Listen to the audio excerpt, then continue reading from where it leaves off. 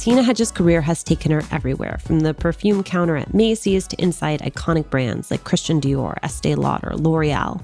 But after almost 2 decades in beauty, she had a personal crisis that inspired her to start LOLI Beauty, the first zero-waste, organic, food-grade approach to beauty. We talk about her epiphany, the one thing she asks every investor she meets with, and why she is so committed to getting this right.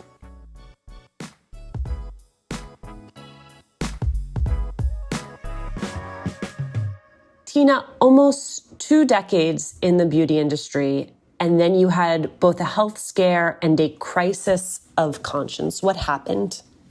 I had spent about 2 decades or so traveling the world in pretty high-powered marketing roles and innovation roles for big companies in the beauty industry, pretty much helping decide and create all the products in women's beauty cabinets.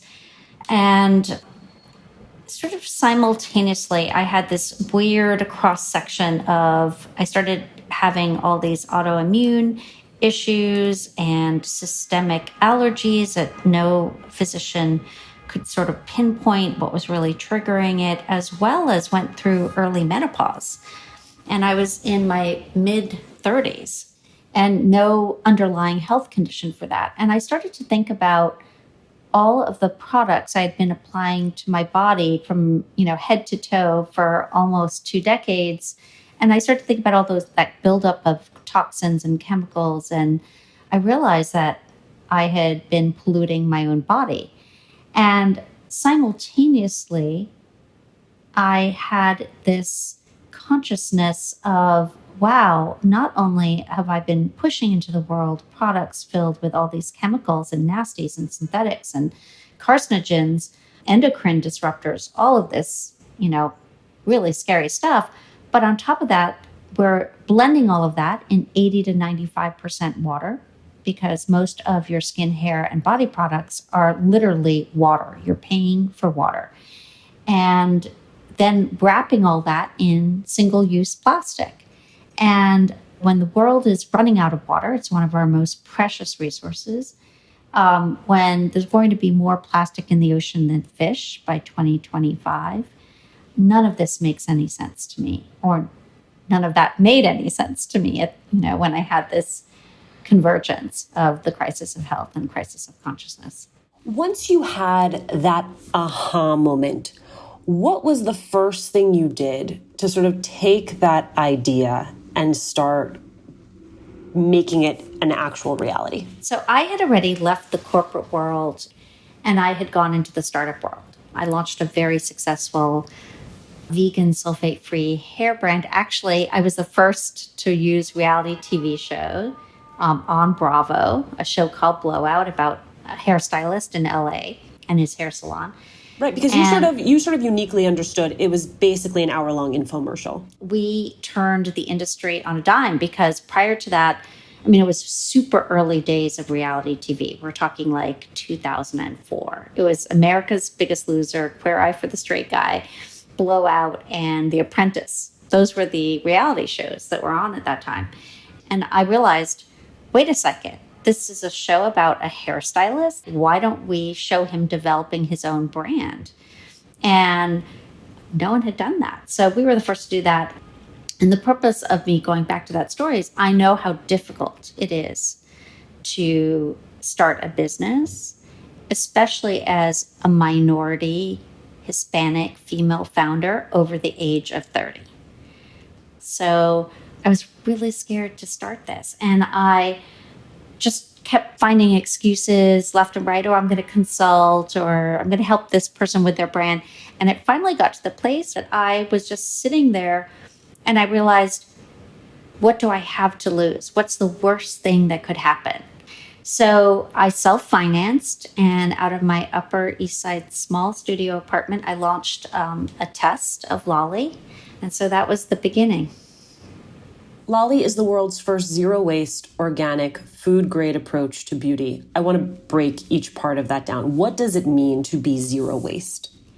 We go to farms and fair trade co-ops around the world, and we find parts of organic food that are being wasted or being thrown away in the process. So for example, our plum elixir, we work with a organic farm, 4-generation owned in France, that grows a very rare plum. It's called the Entei plum. And it's considered like the foie gras or caviar of plums.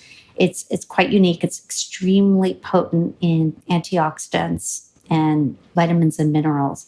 And when they make prune juice or pitted prunes, they were throwing away the kernel. And the patriarch, the father of this owner of the farm, about 10 years ago said, wait, we press avocado oil from the pit of an avocado. We press all sorts of oils from pits, almond oil. Why can't we press an organic food grade oil from the pit of the plum? And he literally invented it. Like no one had ever had plum oil. And then he worked with the French government to get it organic certified and recognized as a food ingredient. And then we started working with them and realized how powerful it was for skin, hair. Then on the development side, when we put together a product, we try to minimally process, so use as little energy as possible, leave the nutrients as raw, so sort of like the raw food movement. And then we never dilute with water. If we add a liquid, it's always either a fermentation, like a vinegar, a juice, or a distillate, like organic grape alcohol or hydrosol. So everything is in there is pure and potent. And then lastly, we package in food grade glass and home compostable labels and bags. So literally you could throw our labels in your garden and in 180 days, they become worm food. Your original idea was to deconstruct beauty into living, organic, loving ingredients that could be combined to make multiple products. What did that first launch look like? When I first launched LOLI, I didn't have a lot of money and I was funding myself. So I launched LOLI as the first DIY zero waste blue apron for beauty. So it was a 3-month subscription box. It was a surprise. You didn't know what you were getting every month. The reason you didn't know is I didn't know what I was going to be sending you. I literally had my mom watching telenovelas with her long red fingernails, like packing boxes. And halfway through, we'd be like, oh my God, some of these products, it's uneven, because she was like not paying attention. We'd have to unwrap everything and pack. It was really crazy times. But the whole idea was I wanted to get paid to focus group and sort of understand what level of zero waste and waterless and food grade are women, ready to sort of adopt in their life. And what I learned from that is while people love the idea of DIY, the reality of their day-to-day life is they don't have time to do that. And so they would fall in love with a recipe and be like, can I just purchase the end product? I then went to go raise some money and spent a year in a tech accelerator and then launched LOLI as you see it now. Is there something that's getting in the way of your happiness or that's preventing you from achieving your goals? I have found in my own life that talking with someone can make a big difference, but sometimes the logistics, finding the right person, the time to connect, makes things complicated. BetterHelp Online Counseling connects you with a professional counselor in a safe and private online environment. You can get help on your own time and at your own pace. You can schedule secure video or phone sessions, plus chat and text with your therapist. BetterHelp's licensed professional counselors specialize in everything from depression to relationships to self-esteem. In fact, so many people have been using BetterHelp that they're recruiting additional counselors in all 50 states. Best of all, it's an affordable option. Latina to Latina listeners get 10% off your first month with the discount code LATINA. So why not join 1 million people who are taking charge of their mental health? Go to betterhelp.com/Latina. That's BetterHelp, HELP.com/Latina. Let's go back to talking about how you financed LOLI. Was it your intention initially to do an angel round and a pre-seed round? So I knew I had to get money. I took my 3 fishes and 6 loaves and made 10 loaves and 12 fishes. Yes. But I got sort of to where I could. And you were like, I've just got like 6 fish sandwiches. I really, like, this is not going to do it. There's no more fish. So I started to go, this is like end of 2016, early 2017. And I started to go trying to raise money. And I hate to say, but literally I had a situation where one of the most prominent venture capitalists in New York City sat across a table from me and said, it's really too bad that you have so much experience. And it's really too bad that LOLI is further along than just an idea on a napkin. And it's really too bad you didn't just graduate from Stanford or Harvard Business School, because if all of those criteria had been here, I would have given you $2 million already.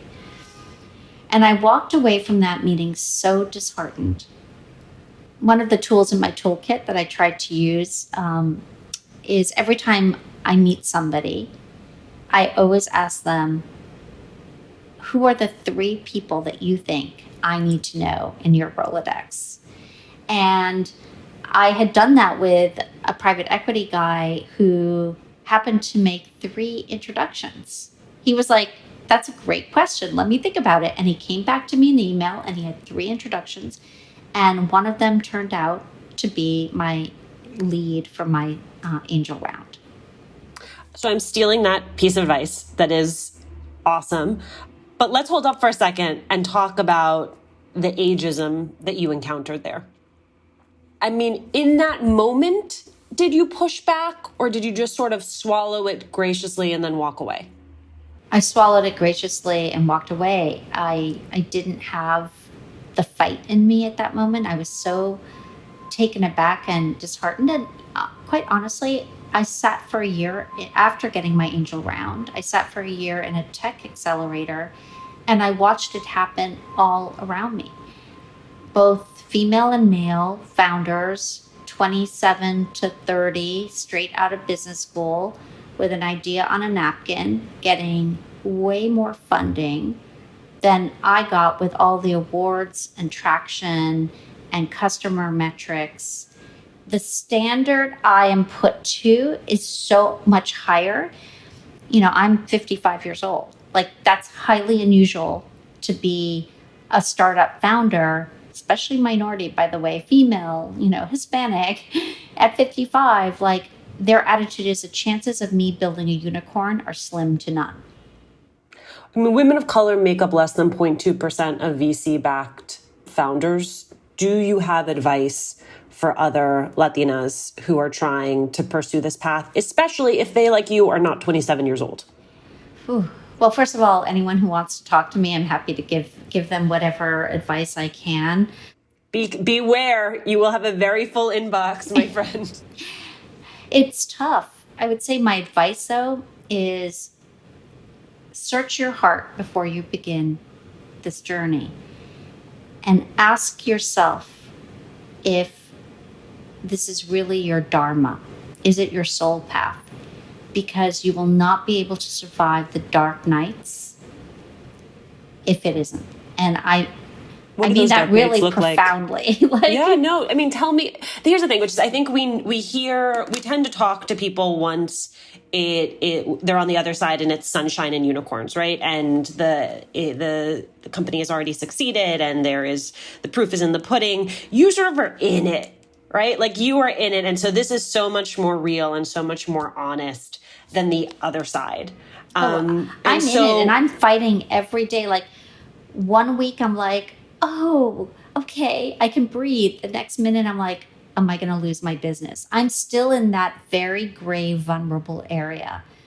And it's incredibly turbulent. The end of 2019 was very hard for me because I went to do another round of financing. And I couldn't raise money because I was past the MVP or minimum viable product stage, but I wasn't quite at Series A. We closed 2019 just under $1 million. But by the way, we grew 1,000%. So, like, amazing growth. But, we're still in that gray area. I couldn't raise money. the universe is so interesting. Like it keeps showing up just at that last minute. It makes me wait till the very last minute. So I'm like biting my nails. But, between the PPP loan and the SBA loan, I got enough cash to keep me going. And now I'm looking at raising money again through either crowdfinancing or other vehicles. But yeah, I'm in that. How can I continue to fund growth? And we're having some amazing conversations with some beauty retailers that could be transformational. Is that an option to ultimately sell LOLI to a larger distributor or company that is interested in organic, zero waste? I wanted to build a company that changed the industry and put the industry on notice. And I'm very, very proud to say whatever happens, even if LOLI goes out of business tomorrow, I did that. You and our executive producer, Juleka, are both Tory Burch Foundation fellows. And so when Juleka emailed to say, beauty CEO, Cuban, raised in Jamaica, I was like, okay, I have not heard that before. Yes. What were the messages around beauty in your house growing up? So some of my early memories are actually living in Jamaica and my mom plucking herbs, making concoctions from natural ingredients plucked from the garden or the sea. As an example, it's one of my favorite ones. It's a great little tip to know. If you're bitten by a bug, like stung by a bee or have an insect bite, and you're outside, find 3 leaves from 3 different trees or bushes, crush them in your hand and rub them on the bite or the sting. And the inflammation will go away immediately. It has to be 3 leaves from 3 different trees. Okay. Things like that. And that's how I grew up, right? And then I learned the science in the beauty industry. And so it's really a nice combination of both, right? Like I have the ancestry and the knowledge and the sort of Caribbean Latin instincts, and then I know the science, and I can't combine the two. You were just out of college. You had gone to work in the fashion industry, but you say you didn't fit there. How so? Well, it was 1988. And at that point, the fashion industry in New York was still very much run family-owned businesses, not venture or private equity backed. Not a lot of business discipline or strategy, very sort of off the cuff. And I am left brain and right brain at the same time. So I can be incredibly creative and envision, how to make the invisible visible. But at the same time, I can look at a spreadsheet and look at numbers and apply some, sort of discipline is a word, rigor. And I just realized this wasn't my fit. I didn't feel right. And I actually ended up getting fired from my first job, which is really funny. I remember that day because I came home crying and she was like, oh, don't worry. Everyone gets fired once in life. So at least you got it over right away. And then what happened and how I got into beauty is I was looking for a job and I got introduced to this young German president of Christian Dior perfumes. And he had just fired everybody in the company because he said what was wrong with the beauty industry is that executives would be in their roles for 25, 30 years. And all they would do is every year is take out their budget from last year, increase it 15% and go out for a 3-hour lunch. And so he fired everyone and he was rebuilding the company. And he said to me, I will give you a chance, but you have to go and sell in store. And I won't tell you how long you're going to be there. It may be 1 week, it may be a year. But if you're not willing to do that, you shouldn't be in this business because that's where the business begins and ends. And I remember coming home and thinking, oh my gosh, I'm going to be a perfume salesperson. This can't be my career. All my friends were on Wall Street making tons of money. And I talked to my dad and he said, well, what's the worst thing that could happen? You do it for 3 months and he lied to you. Well, you learned how to sell something and that's an important skill. So I became a fragrance salesperson in Macy's Herald Square for the launch of Christian Dior Fahrenheit men's cologne. I still can't smell that cologne. It makes me sick to my stomach. It like brings back memories. And that was so funny. I'm like this the scent of my youth. And by the way, he was absolutely right. I learned so much, and I was there about, I want to say, like 6 months selling. It was really tough. And then he gave me an opportunity to go into corporate communications and advertising. And from there, I went into product innovation and creative marketing. And sort of that's how my career took off. Here's my final question. What is your advice for a Latina who is interested in a career in beauty? It's hard to break into the beauty industry to some degree. And I really believe that you should bet on yourself. And I have an example in my team right now. A young girl, straight out of college, came to me last year in the summer at a very difficult time when we were, really strapped for cash. And she said she wanted to work for us. And I said, well, I can give you a paid internship, very small money, but you have to start at the bottom. And even if you're interested in marketing, you need to work on ops and customer service because that's where business begins and ends. She proved herself, and she now has a full-time job with us. She's an associate manager in ops, and she's learned so much, but she put in her time. And she was willing to do the dirty work. And I don't make anyone do anything I won't do. Like, if a box needs to be packed, I'm on the floor packing it with you. But you have to show that you have an eagerness, put your ego aside, start anywhere, get on the path, get in the room. Someone once said to me, first you get in the stadium, then you change your seat. I love that. Right?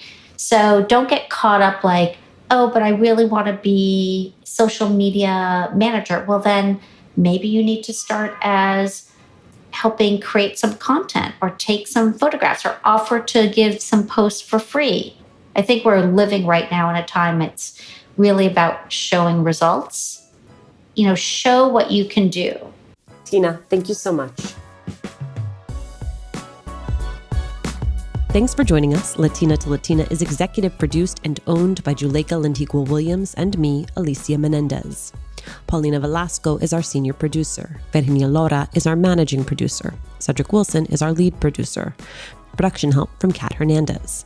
Manuela Bedoya is our social media editor. We love hearing from you. Email us at hola@latinatolatina.com. And remember to subscribe or follow us on Radio Public, Apple Podcasts, Google Podcasts, wherever you're listening right now. And please leave a review. It is still the fastest, best way to help us grow as a community.